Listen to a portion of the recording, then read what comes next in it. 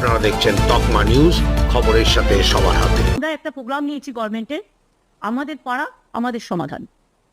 এক্ষেত্রে সিস্টেমটা হচ্ছে আমাদের সরকারি প্রকল্পে অনেক মানুষ অংশ নিয়েছেন। এবার মানুষের প্রকল্পে আমাদের সরকার পথে নামছেন। আমরা এখানে কি করছি, আমরা যেটা আমাদের পাড়া আমাদের সমাধান, সারা দেশে এইরকম উদ্যোগ এই প্রথম।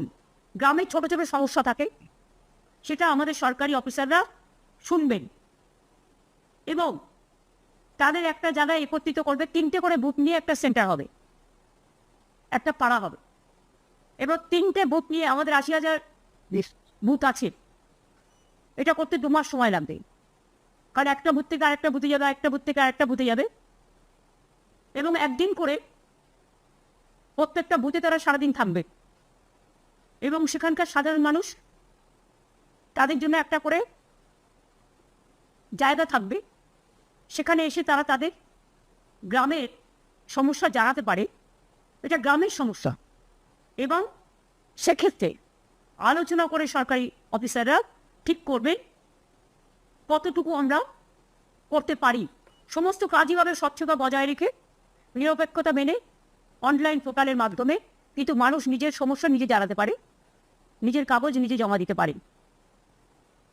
আমরা যেটা বলতে চাই যে আমাদের অফিসাররা তাদের সাথে আলোচনা করবে।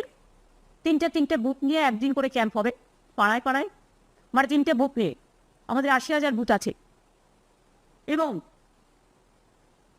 এখান থেকে কথাগুলো শোনার পরে আমরা একটা ফান্ড স্যাংশন করছি। এত সমস্যার মধ্যেও এক একটা বুথের জন্য আমরা এর জন্য ছোট ছোট কাজ করার জন্য 10 লক্ষ টাকা করে স্যাংশন করব। তার মানে এখানে প্রায় 8,000 কোটি টাকার উপর সরকারের খরচা হবে। এবং এর ফলে একটা গ্রাম একটা বুথ নিয়ে হয়, আপনারা জানেন, তার কিছু ছোটোখাটো সমস্যা থাকতেই পারে। সেক্ষেত্রে পঞ্চায়েত যেমন কাজ করছে করুক, গ্রামসভা যেমন কাজ করছে করুক, জেলা পরিষদ যেমন কাজ করছে করুক, মিউনিসিপ্যালিটি যেমন করছে করুক, কিন্তু এটা আমরা পশ্চিমবঙ্গ সরকার আমার পাড়ায় আমার সমাধান এই প্রোগ্রামটা করছি।